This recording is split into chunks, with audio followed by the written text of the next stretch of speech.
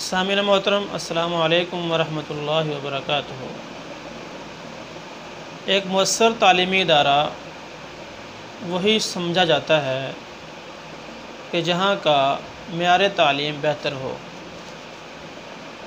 اور معیار تعلیم تربیت یافتہ اساتذہ سے ہی بہتر ہو سکتا ہے۔ اب اس چیز کو پرکھنا کہ کون سا استاد بہتر ہے، تربیت یافتہ ہے اور ہمارے ادارے کے لیے اچھا ہے، یہ خاصا مشکل کام ہے۔ آج کی اس ویڈیو کے اندر جو کامیاب اساتذہ ہیں ان کی 7 عادات میں آپ کو بتاؤں گا کہ ان 7 عادات کو دیکھ کر آپ سمجھ سکتے ہیں کہ میرے ادارے کا یہ استاذ کامیاب ہے اور میرے ادارے کے لیے یہ استاذ بہتر رہے گا۔ پہلی عادت یہ ہے کہ کامیاب استاذ کبھی بھی خود کو حالات کے رحم و کرم پر نہیں چھوڑتا، یعنی وہ جب بھی کلاس میں جاتا ہے وہ اپنی مکمل تیاری کے ساتھ جاتا ہے۔ جو لیسن اس نے پڑھانا ہوتا ہے اس کو مکمل طریقے سے تیار کر کے پلان کر کے پھر وہ کلاس روم میں داخل ہوتا ہے۔ ایسا نہیں ہوتا کہ وہ یہ سوچ کر کلاس میں چلا جائے کہ چلو کتاب کھولوں گا، جو ذہن میں ہوا وہ بچوں کو پڑھا دوں گا۔ کامیاب استاد کی عادت یہ ہوتی ہے کہ وہ ہمیشہ پلاننگ کر کے اپنے لیسن کو پلان کر کے پھر وہ کلاس روم میں داخل ہوتا ہے۔ دوسری عادت کامیاب استاد کی یہ ہوتی ہے کہ کامیاب استاد ہمیشہ نتائج کو سامنے رکھ کر کام کرتا ہے۔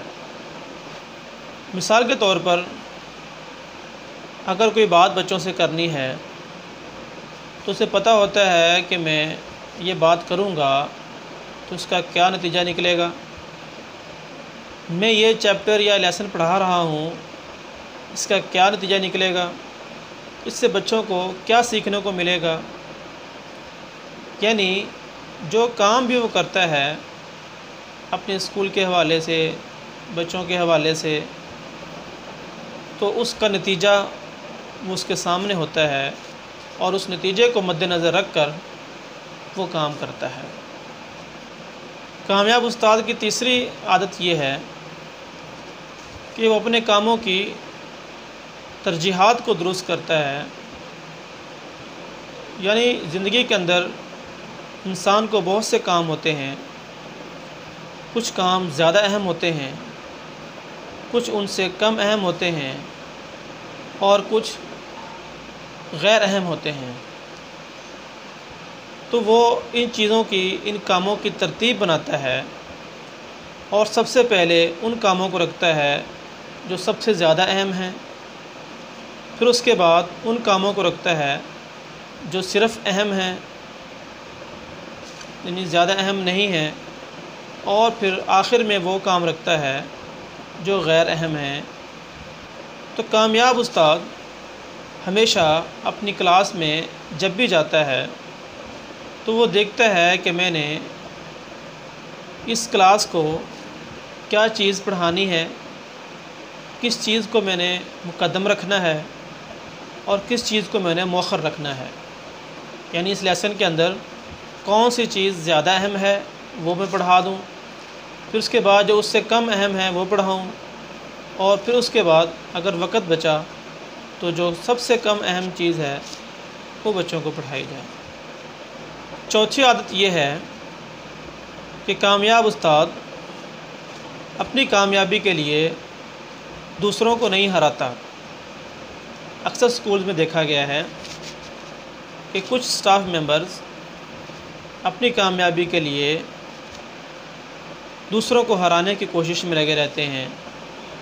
ان کی کوشش یہ ہوتی ہے کہ میں آگے نکل جاؤں، میرا مرتبہ اسکول میں زیادہ ہو جائے اور فلاں ٹیچر کا مرتبہ وہ کم رہے یا بالکل ہی گر جائے تاکہ میرا مرتبہ بہت زیادہ اچھا ہو جائے۔ بلکہ کامیاب استاد ایسے کرتا ہے کہ وہ خود بھی آگے نکلنے کی کوشش کرتا ہے اور دوسروں کا بھی بھلا سوچتا ہے۔ مثبت طور پر کامیاب لوگ دوسروں کے نقصان کے بجائے ان کا فائدہ کرتے ہیں۔ تو ایک کامیاب استاد اپنی کلاس کے اندر مقابلے کی فضا تو قائم رکھتا ہے کہ بچوں میں آپس میں مقابلہ کروا دیتا ہے۔ اس مقابلے سے کچھ بچے آگے نکل جاتے ہیں، کچھ پیچھے رہ جاتے ہیں۔ تو جو بچے پیچھے رہ جاتے ہیں ان میں بھی شوق پیدا ہوتا ہے کہ ہم بھی آگے نکلیں، ہم بھی زیادہ پڑھیں۔ تو اس مقابلے کی فضا سے وہ اپنی کلاس کا تعلیمی نظام بہتر کر لیتا ہے، لیکن اپنی ذات کے اندر وہ کبھی بھی یہ نہیں سوچتا کہ میں اپنے کسی ساتھی کو، اپنے کسی سٹاف ممبر کو رسوا کر کے میں اس سے آگے نکل جاؤں۔ پانچویں عادت یہ ہے کہ ایک کامیاب استاد پہلے دوسروں کو سمجھتا ہے پھر خود کو سمجھاتا ہے، یعنی پہلے دوسرے کی بات کو سنتا ہے اور پھر اپنی بات کو سناتا ہے۔ ایسا نہیں ہے کہ بس اپنی ہی سنائی جائے اور دوسرے کو کوئی اہمیت نہ دی جائے۔ تو ایک کامیاب استاد جو اپنی کلاس میں جاتا ہے تو وہ بچوں کو بھی اہمیت دیتا ہے، ان کی بات بھی سنتا ہے اور ان کی بات کو اہمیت بھی دیتا ہے۔ اسی طرح اگر بچے کی کارکردگی کے اندر کوئی مسائل پیش آ رہے ہوں تو بچے سے یا ان کے والدین سے میٹنگ کرتا ہے یا بچے کی کونسلنگ کرتا ہے۔ غرض یہ ہے کہ وہ بچے کو اہمیت دیتا ہے اور اس سے وجہ معلوم کرتا ہے کہ کس وجہ سے اس کی تعلیمی کارکردگی بہتر نہیں ہو پا رہی۔ چھٹی عادت ایک اچھے استاد کی یہ ہے کہ وہ بجائے اکیلا کام کرنے کے وہ ایک ٹیم ورک کے طور پر کام کرنا زیادہ پسند کرتا ہے۔ اس کی خواہش یہ ہوتی ہے کہ میں باہمی تعاون کے ساتھ اپنے اسکول میں رہوں اور اپنے جو میرے ساتھی ہیں، اسٹاف ممبرز ہیں، میں ان سے مدد لیتا رہوں اور ان کے ساتھ مل کر میں اس ادارے کو بہتر بناؤں یا اپنی کلاس کی تعلیمی کارکردگی کو اچھا کروں۔ یہ نہیں کہ اکیلا ہی بس سر پھینک کر لگا ہوا ہے اور جیسا کیسا کام ہو رہا ہے وہ کر رہا ہے۔ ایک اچھا استاد ہمیشہ اپنے ساتھ والے جو اسٹاف ممبرز ہیں ان سے مدد لیتا ہے اور ان سے مل کر اپنے لیسن پلان کرتا ہے یا اور جو اسکول کے معاملات ہیں، کلاس کے معاملات ہیں، ان کو بہتر بنانے کی کوشش کرتا ہے۔ ایک کامیاب استاد کی ساتویں اچھی عادت یہ ہے کہ جن اوزاروں سے اس نے کام لینا ہوتا ہے وہ ان کو اچھی حالت میں رکھتا ہے۔ یعنی کلاس کے اندر جب اس نے کام کروانا ہے تو اس کے لیے اس کو بورڈ مارکر درکار ہوگا، پین درکار ہوگا، یا جو بھی چیز کلاس روم میں کام کرواتے وقت اس کو درکار ہے وہ اس کو صحیح حالت کے اندر رکھتا ہے تاکہ جب اس کو اس کی ضرورت پڑے تو اس کو اس وقت پریشانی کا سامنا نہ کرنا پڑے۔ تو میرے عزیز دوستو، یہ 7 عادات ایک اچھے استاد کے اندر ہونی بہت ضروری ہیں۔